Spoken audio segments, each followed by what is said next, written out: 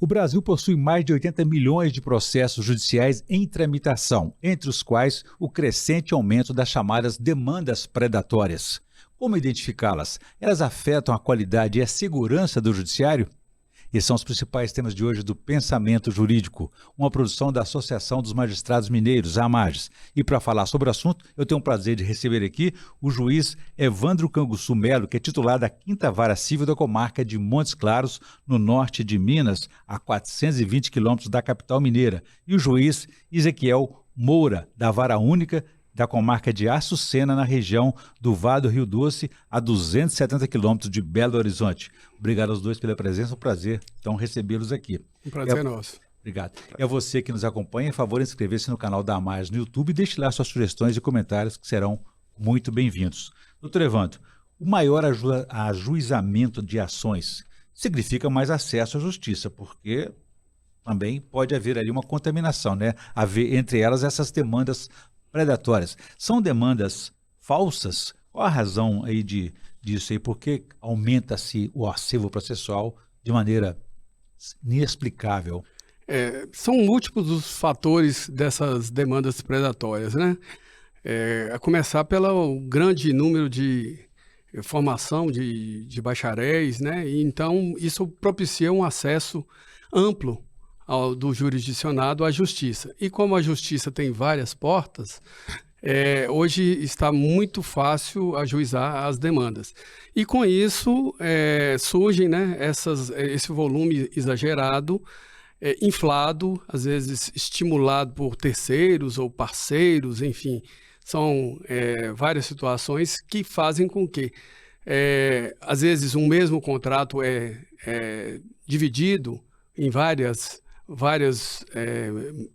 ações, e essas ações ocupam o tempo e o espaço do magistrado, toda a estrutura judiciária, da unidade judiciária, e aquele tempo que você teria para resolver uma demanda verdadeira, uma demanda real, uma demanda fática, que demanda uma solução jurisdicional, esse tempo é ocupado com uma demanda não existente, uma demanda falsa, uma demanda criada, né? Estimulada artificialmente. Muito bem, doutor Ezequiel, parece então que é mau acesso ao judiciário, mas alguém está se aproveitando disso aí de maneira irregular.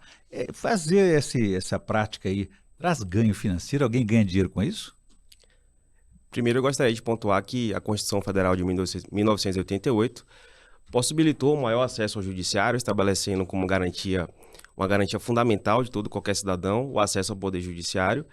E nessa linha foram criados, por exemplo, os juizados especiais, em que, em primeiro grau de jurisdição, por exemplo, não se cobram custas judiciais. Então, um amplo acesso ao judiciário permitiu que um número maior de pessoas acessassem o judiciário, só que, com um grande número de advogados no mercado, houve um crescente ajuizamento de processos judiciais, de modo que hoje praticamente tudo é levado ao Poder Judiciário.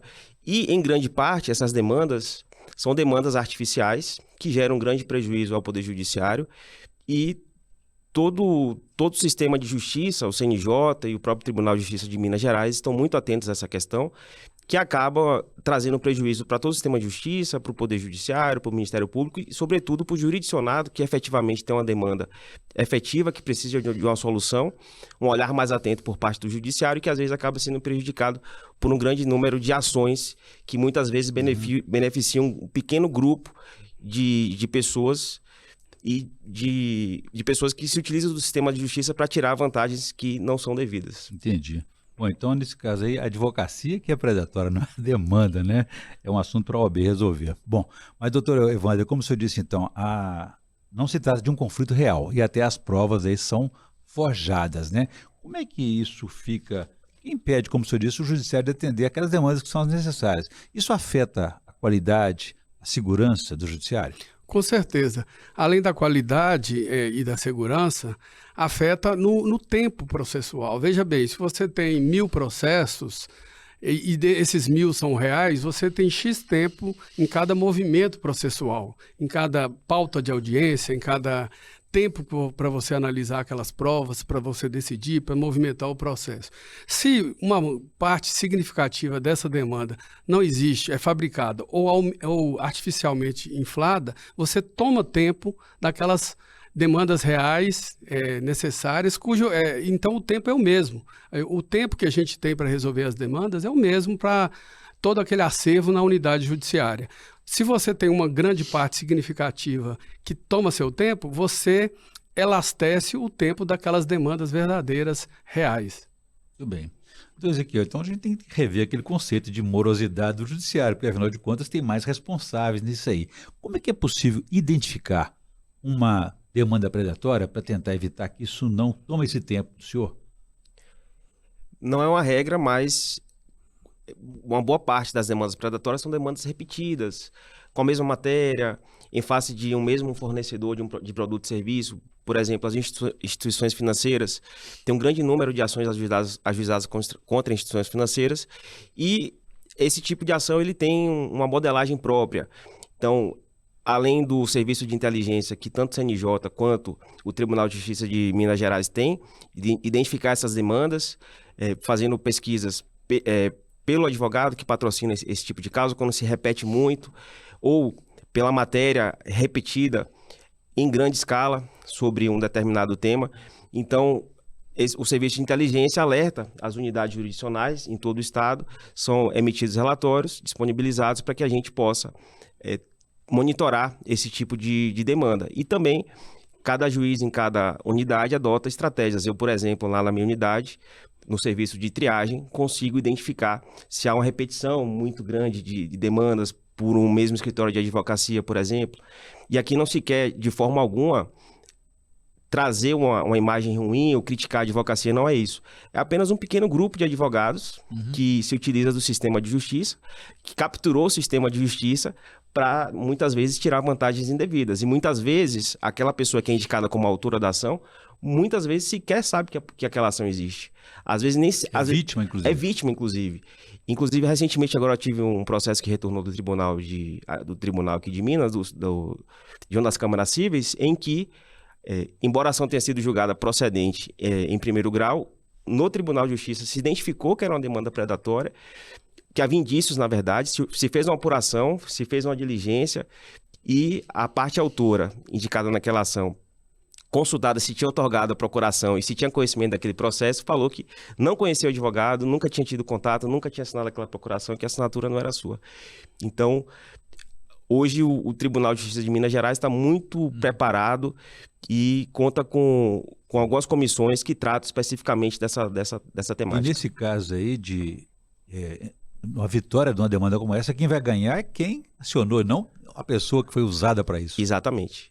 E aí, só para complementando, é importante ressaltar que eu acho que um dos maiores interessados, além do próprio jurisdicionado, são os legítimos advogados constituídos para defender causas legítimas, reais.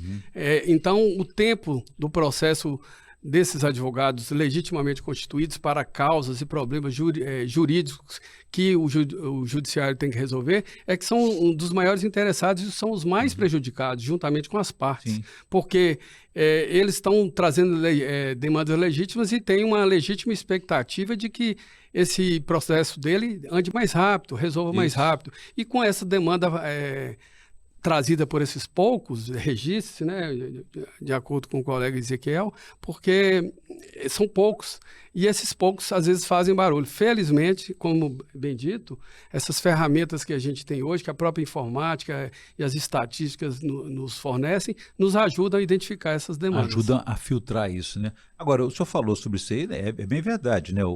Todos aqui apoiamos as boas causas, né? Mas aí, isso é uma fraude, né? Fazer demanda predatória é uma fraude contra o judiciário, contra as pessoas? É claro, eticamente, é claro que é uma fraude, né? Além do mais, você está burlando, às vezes violando um direito que às vezes a parte nem sabe que está sendo demandado em justiça. Tem punição para isso? Tem as punições que a gente pode encaminhar para a OAB, tem as punições processuais, né, no âmbito do Código de Processo civil, a litigância de má-fé pode ser apenada severamente, né? E, além das comunicações ao próprio órgão administrativo, a própria Ordem dos Advogados, que tem interesse em coibir esse tipo de prática, e isso é muito deletério para toda a categoria e para a imagem profissional. É ruim para todo mundo, né? É ruim para todo mundo. Você viu aí trechos do programa numa produção da Associação dos Magistrados Mineiros, a AMAGES, em parceria com a Associação Mineira de Rádio e Televisão. Você pode ver na íntegra no canal da AMAGES no YouTube. E deixe lá suas sugestões e comentários que serão muito bem-vindos. Obrigado e até a próxima.